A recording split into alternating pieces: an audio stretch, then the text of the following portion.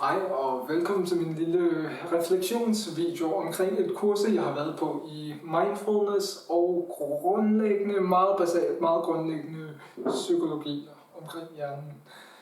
Og jeg kommer til at skulle forklare om, hvad jeg synes om det her kursus. Så fordi jeg er mig, har nok lagt mærke til knapperne herovre, så vil jeg skifte over i at begynde at snakke engelsk nu, fordi jeg forklarer en del bedre på engelsk. Så lad mig lige trykke på den her.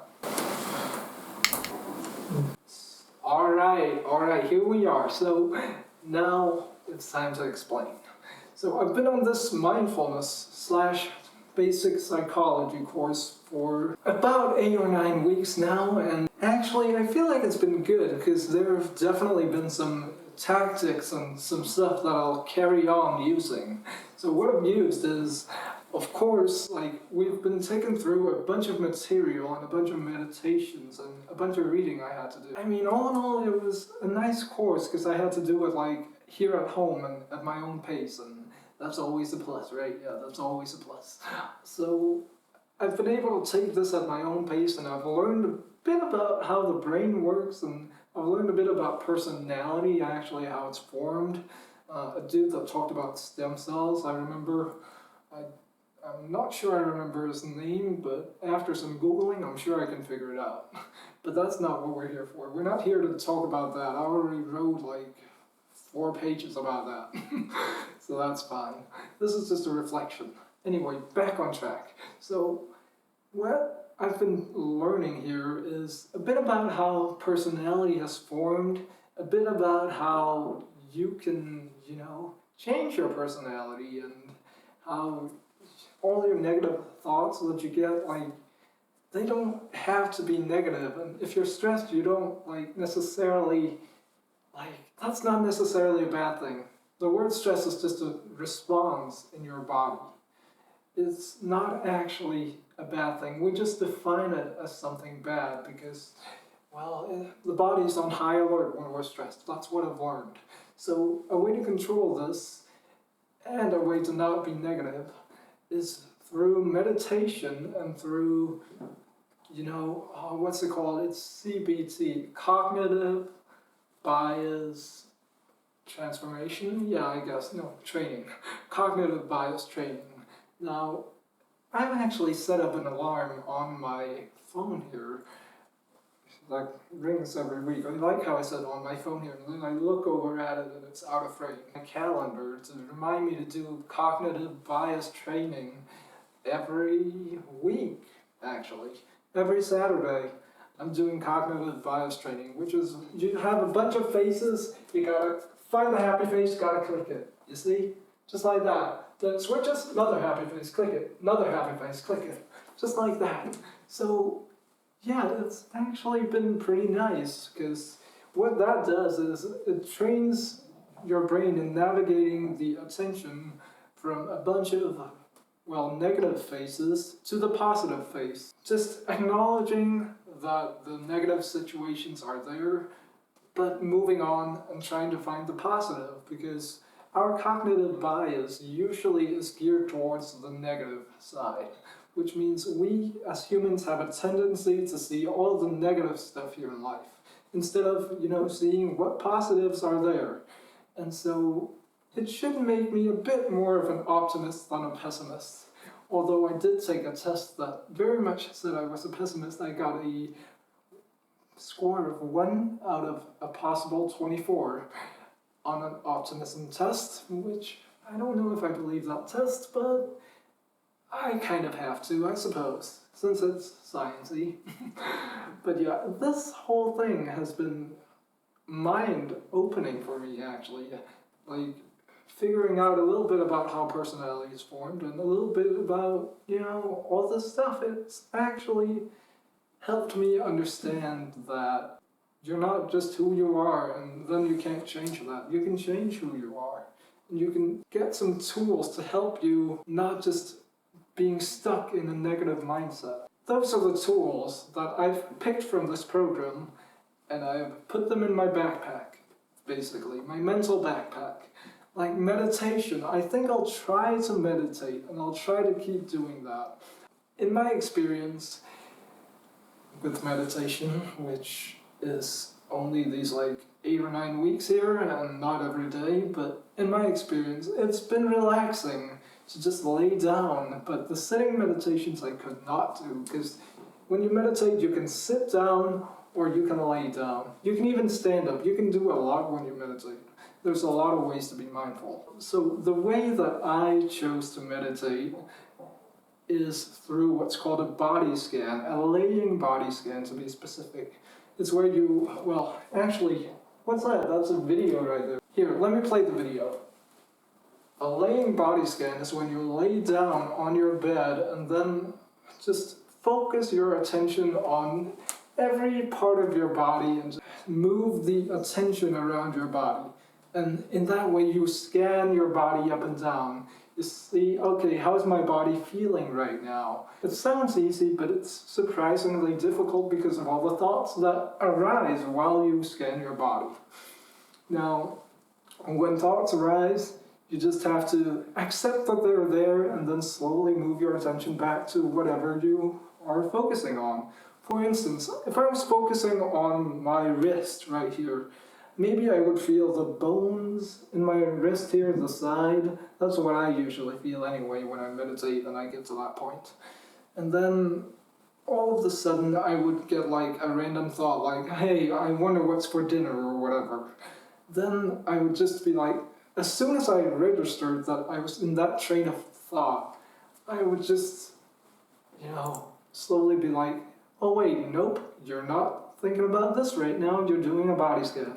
And I will admit, on some body scans, when it's guided, I've had trouble with that because they are quiet for a while. They'll be like, okay, now focus on your breathing.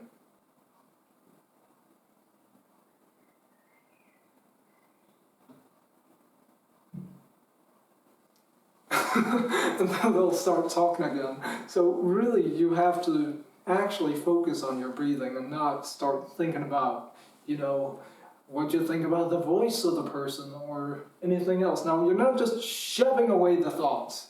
You're putting them up on a shelf and you're saving them for later. You're registering that they're there and you're saving them for later. A thought is not that big. When you think about a thought, it gets big because then it's like a tree, like a seed. You plant the seed of the thought and then that sprouts into a bunch of different thoughts. So in that way, you wind up just thinking and thinking and thinking about the same little thing that could have been maybe even easily avoided if it's negative. But hey, it's all right to think though. And that's okay, and that's what mindfulness is about too. All the thoughts you get, they're okay. Welcome them. They're okay. You are you, and you're how you need to be. So, yeah, that's basically what mindfulness is all about, right? You're you. You're who you need to be. You are okay. And you need to accept that. That's what mindfulness is. So, really, I would recommend this. I would definitely recommend this. I've studied a little bit of psychology about Freud's egg, the personalities, which is what was it? I don't understand why they had to put it into an egg, but whatever, that's fine. So it's the I, what is it? It's the and the I, constantly fighting. So the I is your basic needs, your needs, if you're really hungry, I really want a snack right now, or I really want ice cream, if you're craving for something, that's the I. Now, that is what is fighting the I. It's like your subconscious telling you, hey, no, you shouldn't eat ice cream right now because, it's raining outside or whatever. Just whatever logical reason that you shouldn't be doing it. And so those two, they fight it out, and then the conclusion comes out, and that is the over-I, which is basically, how do I say this? It's you. Literally, it's you. You then make that decision, and that's the decision you see. You don't really see the fight between the I and the. It just kind of happens in your subconscious.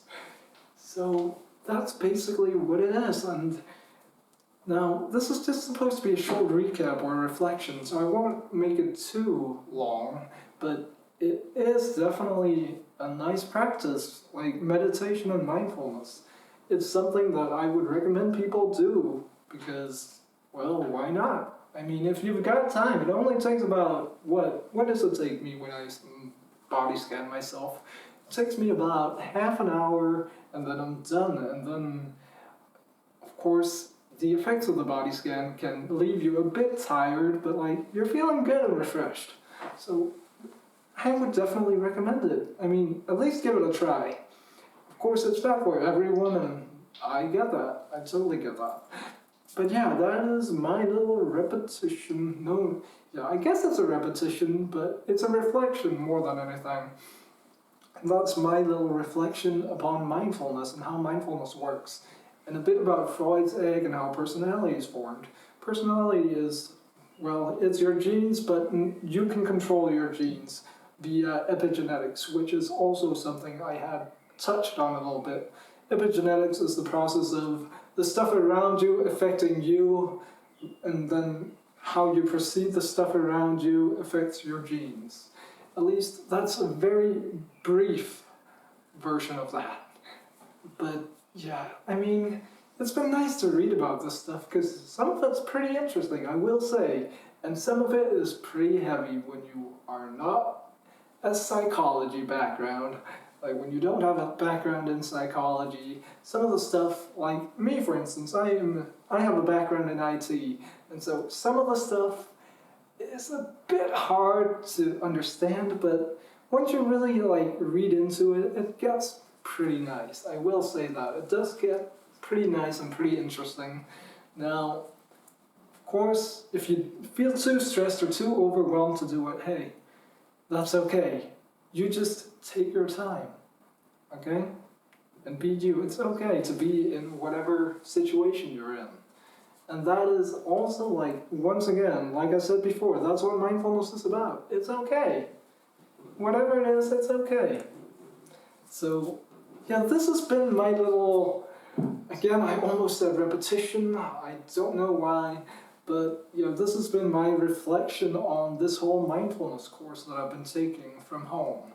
So, I hope you enjoyed, I suppose. Now, on the YouTube channel I used to have, I would do an outro where it'd be like, alright, before this video gets any longer, I'm Mikkel Kissling and ciao, and then I would end it there. But this is not really a YouTube video, or it's not made for YouTube consumption by my normal audience. And I'll probably upload this on my second channel. But yeah, this is what it is, meditation, and it's pretty nice. So yeah, if you enjoyed this video, well, if it is on YouTube anyway, you can give it a like. I mean, why not? I don't recommend you subscribe to this Duo-Link channel over here though, because that is a bunch of random videos that I'll just make in my free time, and there's no upload schedule. But hey, that is what it is. That is what it is. Anyway, this has been my repetition, and I have trouble wrapping up because I don't have my usual outro. So maybe, hey, look, it's back. Maybe I'll switch back to Danish for a bit here. Yeah, let me do that. Alright, so wait, is that where I had the button before? I have forgotten. Yeah, I'll do a retake. I'll do 2 takes. Anyway, I think I'll switch back to Danish now. Alright, there. So now I took 2 takes of that. So now, if I'm editing this, I can edit it however I want to. Anyway, this has been the video. I don't know how to end it. I'll just walk towards the camera and I'll just extend my hand out and turn it off. Alright? Have a wonderful day. Have a great day, really. Really. Have a great day.